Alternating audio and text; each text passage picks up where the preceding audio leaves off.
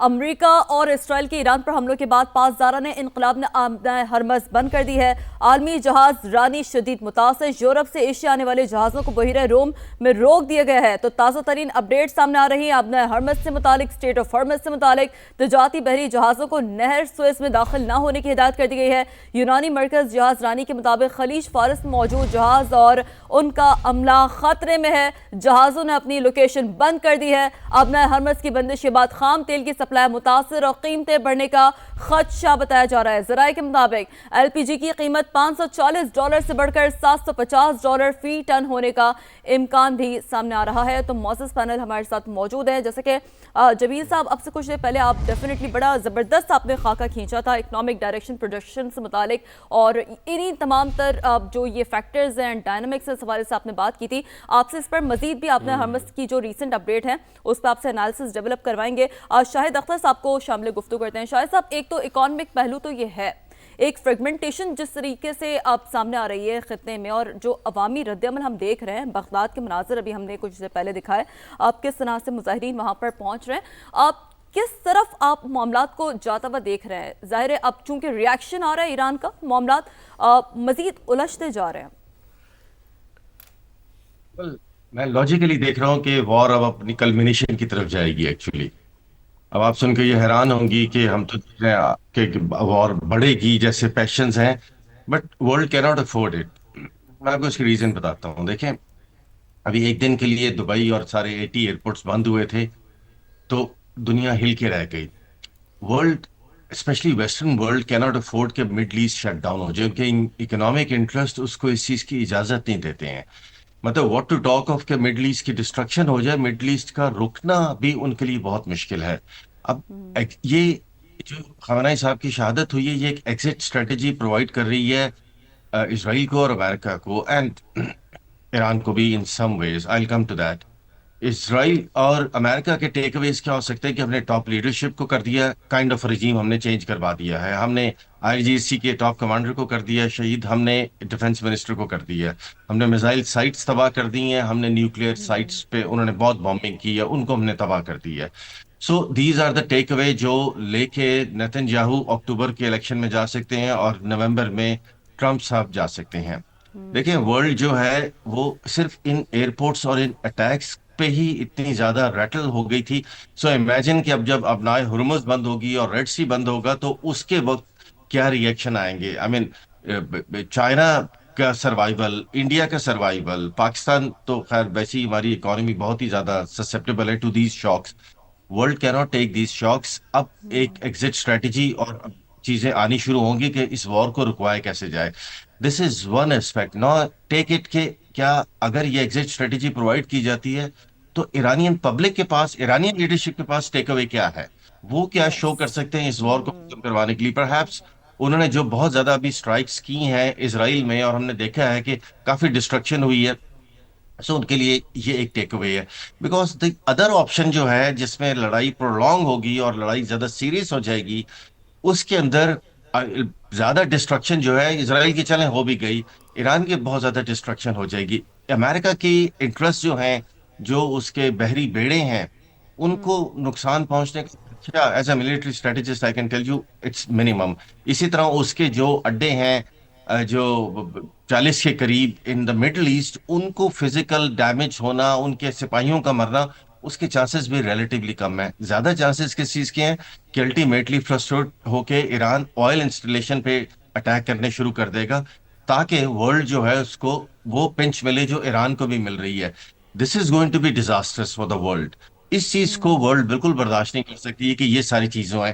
سو اس کا مطلب ہے کہ آج سے اب اسپیشلی خامنہ صاحب کی شہادت کے بعد ڈپلومیٹک ایفرٹ جو ہیں وہ بہت زیادہ ہو جائیں گے، اور اس میں پاکستان کو بھی اپنا اس وقت یہ رول شاہد پلے صاحب، میں آپ کی سوری کرنے کی بات ضرورت ہے۔ قطع کلامی کی معذرت، لیکن کچھ آپ اسی بات کا ہنٹ دے رہے ہیں جو امریکی صدر نے اب سے کچھ دیر پہلے اسٹیٹمنٹ بھی دیا تھا کہ اب جو ایک سفارتی گفتگو ہے وہ زیادہ آسان ہو جائے گی۔ In that case who would eventually mediate, مطلب کن سے نیگوسیشنز ہوگی، میڈیشنز کن سے ہوگی، کیونکہ ڈیفینیٹلی اب ایک جو ایک عبوری جو انتظام ہے وہاں کا، اس کا خاکہ نکل کر سامنے آنا بہرحال اب باقی ہے۔ देखिए, निगोशिएशंस और मीडिएशन तो चल ही रही थी, वो तो किसी वक्त भी हम्म। खत्म नहीं हुई थी। और ये तो डायरेक्ट टॉक्स तो नहीं है जेनेवा में नेक्स्ट वीक में, if I am not ji ji. Wrong. तो अब वो तो मीडिएशन नहीं है, वो तो बस अब गिव एंड टेक्स जो है वो ऑलरेडी डिसाइडेड हो चुके होते हैं बिफोर द टॉक। टॉक का एजेंडा जो है वो डिसाइड हो चुका होगा। अगर ये वॉर को टेम्परेरी पॉज में मिला निगोशिएशन की वजह से, तो रेस्ट श्योर की चीजें जो है वो वेल इन टाइम डिसाइड हो गई हैं। दूसरी तरफ अगर हम जाएं कि अगर लेट्स से ईरानियन लीडरशिप या किसी वजह से ईरानियन प्रेशर की वजह से, पब्लिक की वजह से उनको है कि उन्होंने इस वॉर को कंटिन्यू करना है, वरना ईरानियन पब्लिक जो है वो रिजीम चेंज की डिमांड कर देगी कि you are not doing anything. ये बहुत एक भयानक सिनेरियो हो जाएगा। और मुझे अफसोस हम्म। ये है कि इसमें ज्यादा डिस्ट्रक्शन जो है वो मतलब ईरान की तरफ होती जाएगी, क्योंकि देखें, एक प्रोलॉन्ग वॉर दो साइड्स को बिल्कुल सूट नहीं करती है, ना ईरान को सूट करती है, इनफैक्ट इसराइल को भी सूट नहीं करती है। इसराइल भी चाह रहा था कि decisive victory with in 1 week मिल जाए, जिसको वो सेल कर सकें अपने लोगों को। वो अपने इन अहदाफ के काफी हद तक करीब हैं। लेकिन क्या ईरानियंस इन सारे लॉसेस के बाद इनको ये क्लीन टेक अवे लेने देंगे? ये अभी हमें देखना पड़ेगा। और I think this will be very clear with in a week. आपको सारी सिचुएशन जो है वो क्लियर हो जाएगी। This war is not going to linger on for months and months. World afford ही नहीं कर सकती इसको। ऑलराइट, जमील साहब, ये बात बड़ी इंपॉर्टेंट की है शाहिद साहब ने। अब उन्होंने एक डिफरेंट लेंस से इस वक्त सिचुएशन को एनालाइज किया है, क्योंकि डेफिनेटली अगर हम जिस बात का आप भी जिक्र कर रहे थे, इकोनॉमिक डायरेक्शन की जो एक प्रोजेक्शन ओवरऑल सिचुएशन बनती हुई नजर आ रही है, आपने हरमस के बारे में जैसे कि हमने जिक्र किया, डेफिनेटली दिस इज लॉजिक के वर्ल्ड कांट अफोर्ड दिस। तो इन दिस सिनेरियो जमील साहब, आपको अब मामला किस जानिब बढ़ते हुए नजर आ रहे हैं? जी हाँ, देखें, ये जो टाइम है, एक हफ्ते की बात हो रही है, करण साहब ने बात की बिल्कुल दुरुस्त कि एक हफ्ता, लेकिन इस वक्त टाइम इसलिए नहीं इसका कहा जा सकता कि मेरे सामने और भी दुनिया के कॉन्फ्लिक्ट्स ऐसे हैं जिसमें इस किस्म की मुदाखलत हुई। सोमालिया मेरे सामने है, जो कि बिल्कुल सामने रेड सी के मुंह पर बैठा हुआ है।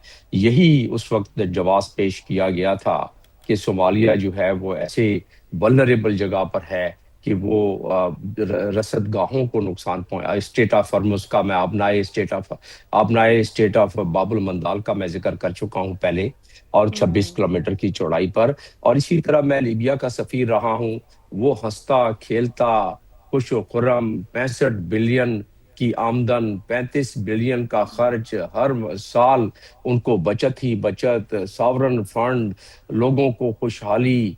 ये और बात है, अथॉरिटेरियन रिजीम की बात तो खैर बाद में की जा सकती है। लोग वहाँ माला माल, पहली जमात से लेके पीएचडी तक उनको वजीफा मिलता था, गाड़ी मिलती थी, कोई शादी करता था तो $50,000 भी मिलते थे, घर देते थे, कर्जे माफ कर देते थे। उस लीबिया में अब ईंट से ईंट बजा दी गई है, लोग फ्रेगमेंटेड हैं, लड़ रहे हैं, अभी तक इकोनॉमी बर्बाद हो गई है, अब तक काबू में नहीं आया है। तो जहां जहां अमेरिका ने इस किस्म के ऑपरेशंस किए हैं, लीबिया में तो ऑपरेशन ही किया था ना, बुट्स ऑन द ग्राउंड तो नहीं थे, जी जी। और करवाया था ऑपरेशन। करवाया इसी तरह सोमालिया में बुट्स ऑन द ग्राउंड थे, वो चले गए थे। लेकिन इराक का आप मिसाल ले लें, अभी तक इराक नहीं संभाल सका है।